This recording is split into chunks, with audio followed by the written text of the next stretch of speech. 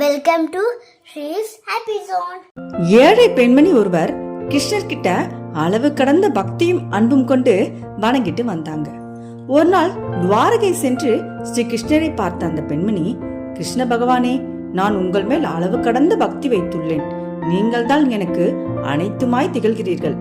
அதனால் கிருஷ்ண பகவானே, உங்களுக்கு பக்தி பூர்வமான சேவை செய்ய விரும்புகிறேன்.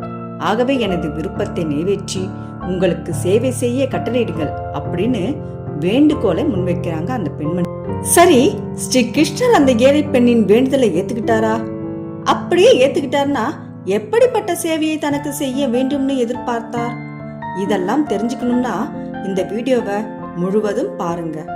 கூடவே இது போன்ற ஆன்மீக தகவலுக்கு சப்ஸ்கிரைப் செய்து தொடர்ந்து இணைந்திருங்கள் நமது யூடியூப் சேனல்.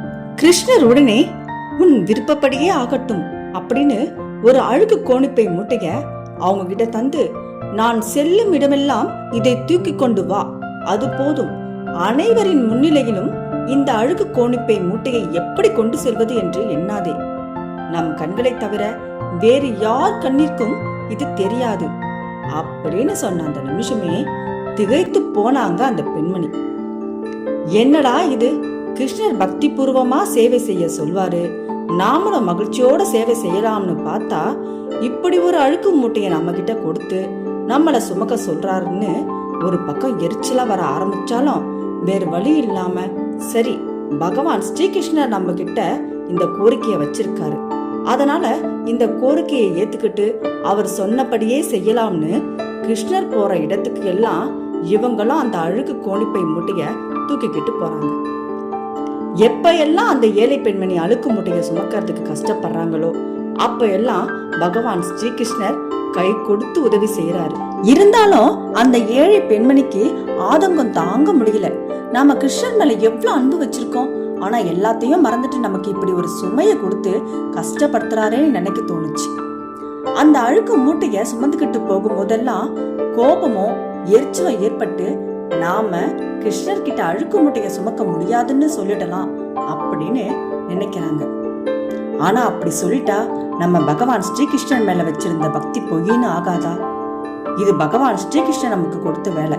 இந்த வேலையை சிறப்பா செஞ்சு முடிக்கணும்னு நினைச்சு அந்த அழுக்கு மூட்டைய சுமந்து செல்லும் வேலையை தொடர்ந்து செய்யறாங்க அந்த பெண்மணி. ஒரு நாள், போதும் நீ சுமந்தது, மூட்டையை கீழே இறக்கி வைன்னு சொன்ன கிருஷ்ணர், மூட்டைக்குள் என்ன இருக்கிறது என்று பார்ப்போமா என்று புன்னகையோட சொன்ன அந்த நிமிஷமே கோணிப்பை மூட்டை தானே அவிழ்ந்தது. அந்த அழுக்கு கோணிப்பைக்குள் விலை மதிப்பில்லாத தங்கமும் வைரமும் வைடூரியமும் குவிந்திருந்தது. இத்தனை காலம் பொறுமையுடன் காத்திருந்த உனக்கு என்னுடைய பரிசு, இதை எடுத்துக்கொள் என்று சிரித்து கொண்டே சொல்றாரு பகவான் ஸ்ரீகிருஷ்ணர். இதை கேட்ட அந்த ஏழை பெண்மணியோட கண்கள் குளம் போல மாற தொடங்குச்சு.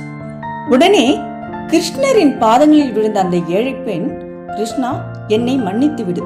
அரும்பெரும் பொக்கிஷத்தை என்னிடம் கொடுத்திருந்தும் கூட அது தெரியாமல் இத்தனை காலம் உன்னை தவறாக நினைத்து விட்டேன். உன்மேல் சந்தேகப்படாமல் உன்னுடைய நோக்கத்தை நான் புரிந்து கொண்டு இருந்திருந்தால் இந்த சுமை கூட எனக்கு சுகமாக இருந்திருக்கும். புலம்பி இருக்கவோ குறை சொல்லி இருக்கவோ மாட்டேன் என்று கண்ணீர் விட்டு கதறி அழுதாள். இதற்கு பதில் அளித்தது போல் அமைதியாக புன்னகைத்தார் ஸ்ரீகிருஷ்ணர். இறைவன் நம் ஒவ்வொருவருக்கும் தேவையானத கவனமாகவும் அன்புடனும் உருவாக்கி அத அவங்க கிட்டயே கொடுக்கிறாரு. அத சுமையாக்குறதும் பொக்கிஷமா பாக்குறதும் அவங்க மனநிலையை பொறுத்தது. யாரால எதை எவ்வளவு சுமக்க முடியும் அப்படின்னு நம்மள படைச்ச இறைவனுக்கு தெரியும். கூடவே தக்க சமயத்துல கை கொடுத்தும் உதவுவாரு இறைவன். நம்ம கிட்ட இருக்கிறது பொக்கிஷன்னு தெரியாமலே சில சமயம் நாம அதை பாரமா நினைக்கிறதும் உண்டு. எல்லாமே இறைவன் செயல் அப்படின்னு நம்ம முழு மனதோட ஏத்திக்கிட்டோங்கிற பட்சத்துல நிச்சயம் ஒரு நாள் சுமையெல்லாம் சுகமா மாறுங்கிறது சத்தியமான உண்மை.